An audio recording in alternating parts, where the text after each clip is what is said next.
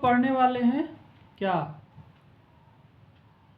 Moon जो है आखिर पृथ्वी का चक्कर कैसे लगाता है, या फिर सन जो है उसका चक्कर हमारा जो ग्रह पृथ्वी है वह कैसे लगाता है। ठीक है, तो आज हम लोग उसी के बारे में पढ़ेंगे। जैसे मान लो यह पेन है, यह पेन है जो कि सन है। क्या है बाबू? सन। क्या है? सन। और आपको तो पता ही है सोलर सिस्टम में हम आपको क्या पढ़ाए हैं कि सन का चक्कर लगाता है जो 8 प्लैनेट है, जो ग्रह है सोलर सिस्टम का, वह सन का चक्कर लगाता है। आई बात समझ में? चक्कर लगाता है ना? चलो बबुआ आप ध्यान दो। हाई का बताइनी है? सन। गुड। हाई का बाबू? सन। हाई एजा ई समझ के वो खूंटा बा नु। ये स्थिर है ना बाबू? ये स्थिर है ना?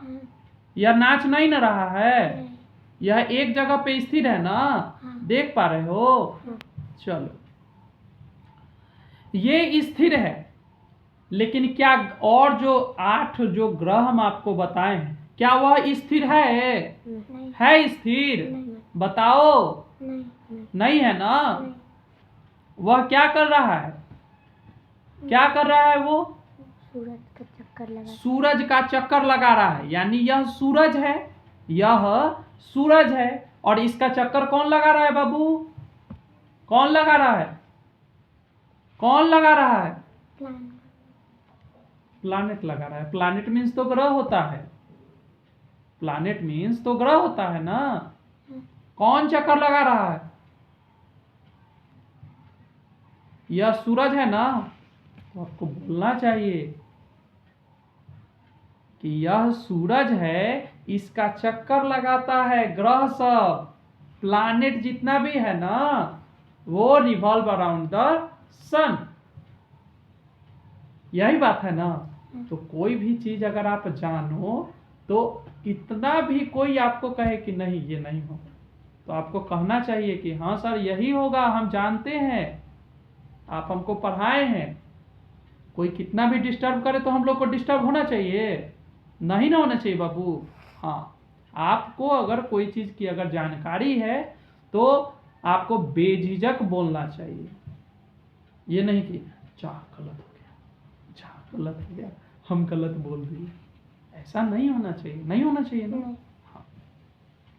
तो क्या बता रहे थे कि यह ग्रह है, यह सूरज है, और इसके चारों बगल क्या कर रहा है? ग्रह इसका चक्कर लगा रहा है ना बाबू? अब कौन कौन चक्कर लगा रहा है? तो कई गो सौर मंडल में कई गो ग्रह बताए थे? 8 गो ग्रह बताए थे। 8 ग्रह जो है किसका चक्कर लगाता है? सूरज का, सन का। गुड। तो अब ये चक्कर लगा रहा है ना चक्कर इसका। तो एजा से ये जो नजदीकवा से जो जाएगा, एजा से अगर नजदीक है ना, तो एजा से जो तुरंत अगर इसको अगर चक्कर लगाने के लिए बोलेंगे तो तुरंत एक बगल से घूम के वो बगल चल जाएगा कि नहीं जाएगा? लेकिन अगर इसको कहेंगे अगर कोई ग्रह, तो हमारे सौर मंडल में तो हम आपको बताए हैं कि 8 गो ग्रह है। 8 गो ग्रह है ना? सबसे छोटा से लेकर के सबसे बड़ा तक बताए हैं ना?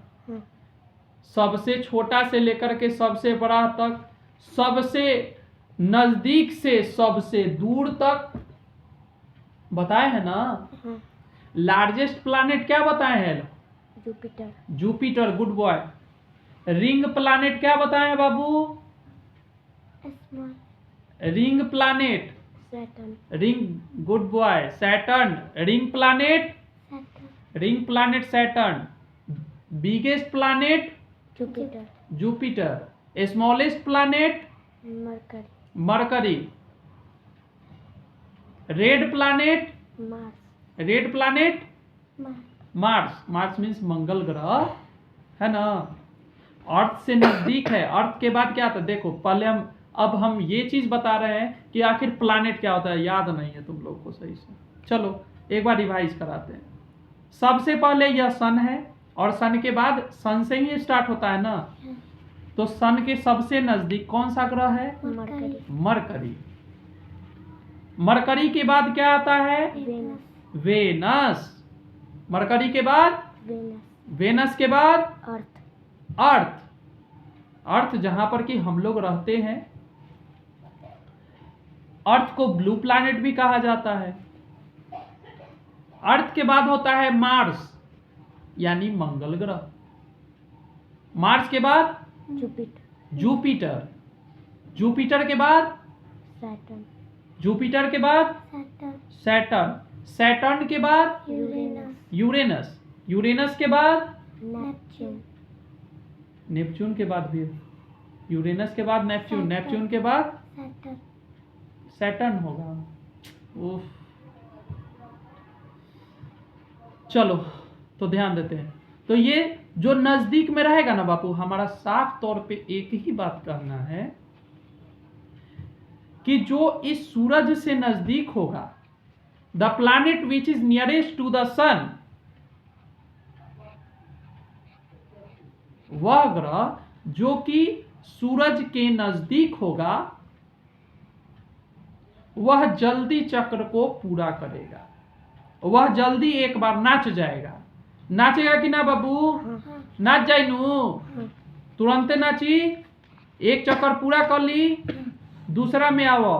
तो मरकरी सबसे नजदीक बा, तो सबसे जल्दी पूरा कौन करी, चक्कर। चक्कर कौन लगाई सबसे पहले, ओकरा बाद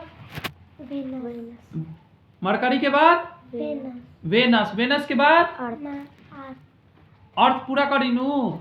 तो अर्थ को कितना दिन लगता है पूरा करने में, एक चक्र सूरज का एक चक्कर एक चक्कर लगाने में, किसको एक चक्कर पूरा करने में कितना दिन लगता है, 365 डेज। कितना लगता है, 365 डेज लगता है कि नहीं लगता है। तो वही हमारा साल बन जाता है। ठीक है। उसके बाद अर्थ के बाद वो, अर्थ के बाद मार्स। आराध्या तुमको याद नहीं है बाबू। अर्थ के बाद मार्स। मार्स के बाद जुपिटर। जुपिटर के बाद सैटर्न के बाद यूरेनस के बाद नेपच्यून। तो नेपच्यून जो होगा ना, उस सबसे लेट, उसको बहुत समय लगेगा एक चक्र को पूरा करने में। आई बात समझ में।